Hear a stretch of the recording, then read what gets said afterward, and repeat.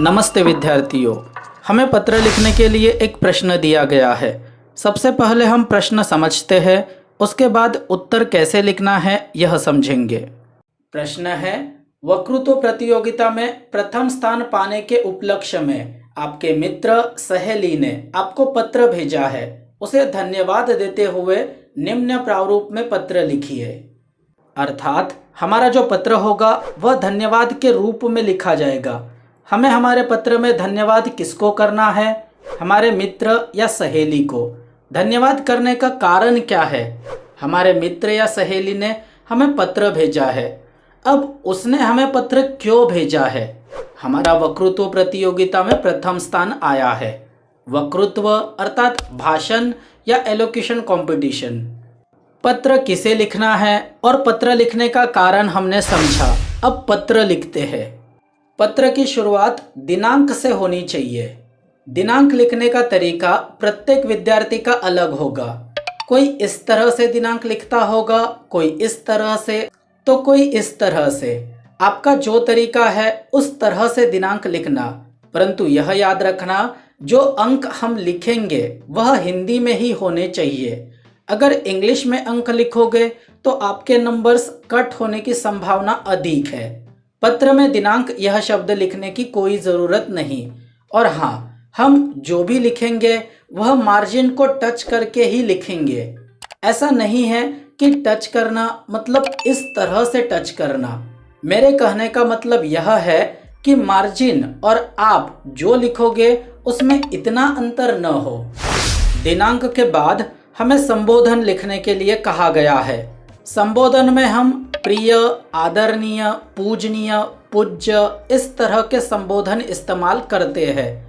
मित्र को पत्र लिखना है इसीलिए हम प्रिय यह संबोधन इस्तेमाल करेंगे। अगर हमसे बड़े को पत्र लिखने के लिए कहा जाता तो हम पूज्य या पूजनीय इस तरह का संबोधन इस्तेमाल करते, जैसे पूज्य पिताजी, पूजनीय माताजी आदि। मित्र के बाद हमें किसे पत्र लिखना है वह शब्द लिखना होगा, अर्थात मित्र या सहेली। हम मित्र को पत्र लिखेंगे इसीलिए प्रिय मित्र। अब प्रिय मित्र के बाद हमें मित्र का नाम भी लिखना होगा। प्रश्न में मित्र का नाम नहीं दिया गया है, इसीलिए हम अपने ही किसी मित्र का नाम लिखेंगे, प्रिय मित्र मोहन। इसके बाद हमें अल्पविराम देना होगा। याद रहे, दिनांक के तुरंत नीचे जो लाइन है उस लाइन में संबोधन नहीं लिखेंगे। दिनांक के नीचे वाली एक लाइन छोड़कर हम संबोधन लिखेंगे। संबोधन के बाद हमें अभिवादन लिखने के लिए कहा गया है। अभिवादन में हम नमस्कार, सप्रेम नमस्कार, वंदन, नमस्ते या सादर चरण स्पर्श आदि शब्दों का प्रयोग करते हैं। मित्र को पत्र लिखना है इसलिए हम नमस्कार लिखेंगे। माता पिता, मामा मामी या और किसी बड़े को पत्र लिखना होता तो हम सादर चरण स्पर्श यह अभिवादन लिखते। अभिवादन हम संबोधन के तुरंत नीचे वाले लाइन में लिखेंगे। अभिवादन के बाद हमें प्रारंभ अर्थात पत्र की शुरुआत करने के लिए कहा गया है। हम अभी पत्र की शुरुआत नहीं करेंगे, हमें और एक चीज़ लिखनी है, उसके बाद हम पत्र की शुरुआत करेंगे। अभिवादन के बाद हम ईमेल आईडी लिखेंगे। यहाँ पर जो ईमेल आईडी होगी वह मित्र की होगी। ईमेल आईडी हम 3 तरह से लिख सकते हैं, जैसे सिर्फ नाम की ईमेल आईडी, सिर्फ सरनेम की ईमेल आईडी या नेम एंड सरनेम दोनों के साथ ईमेल आईडी। यहाँ पर नाम ही दिया गया है इसलिए हम सिर्फ नाम की ही ईमेल आईडी बनाएंगे। नाम के साथ 123@gmail.com या ...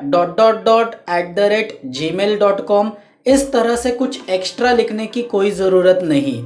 एग्जामिनर को सिर्फ यही देखना है कि आपको ईमेल आईडी का कॉन्सेप्ट समझ आया या नहीं। हो सके तो सिर्फ नाम की ही ईमेल आईडी बनाओ। ईमेल आईडी हम अभिवादन के तुरंत नीचे न लिखकर एक लाइन छोड़कर लिखेंगे। अब करते हैं पत्र की शुरुआत। पत्र में हम 3 या 4 पैराग्राफ बनाएंगे। पहला और अंतिम पैराग्राफ एक तरह से फिक्स है, जैसे अंतिम पैराग्राफ में हम दोस्त के माता पिता को प्रणाम या छोटों के लिए प्रेम व्यक्त करना होता है, और पहले पैराग्राफ में हम प्रश्न के अनुसार खुशी हुई या दुख हुआ या आश्चर्य हुआ यह लिखेंगे। पहला और अंतिम पैराग्राफ सिर्फ 1 या 2 लाइन का ही होगा। बीच का सेकंड या सेकंड और थर्ड पैराग्राफ आपके ऊपर है। विषय के अनुसार आपको जो समझ आता है आप लिख सकते हैं। याद रखिए, प्रत्येक पैराग्राफ के बाद एक लाइन छोड़ना है। पत्र के अंत में हम लिखेंगे तुम्हारा मित्र। अगर पत्र लिखने वाली लड़की है तो तुम्हारी सहेली। उसके बाद पत्र लिखने वाले का पूरा नाम अर्थात नेम एंड सरनेम। प्रश्न में पत्र लिखने वाले का नाम दिया है तो हम वही नाम लिखेंगे। अगर पत्र लिखने वाले का नाम नहीं दिया है तो हम अपने मन से या फिर अपना ही नाम लिखेंगे। उसके बाद 2 लाइन में एड्रेस आएगा। प्रश्न में एड्रेस भी नहीं दिया है तो हम अपने मन से लिखेंगे। याद रखिए, अगर हम हिंदी में पिन कोड नंबर लिखते हैं तो हम पूर्ण विराम नहीं लिखेंगे। अगर हम पिन कोड नंबर नहीं लिखते तो एड्रेस लिखने के बाद हम पूर्ण विराम लिखेंगे। तुम्हारा मित्र से लेकर एड्रेस तक 4 लाइन में ही खत्म हो जाना चाहिए। पत्र के अंत में दूसरी ईमेल आईडी आएगी। यह ईमेल आईडी पत्र लिखने वाले की होगी।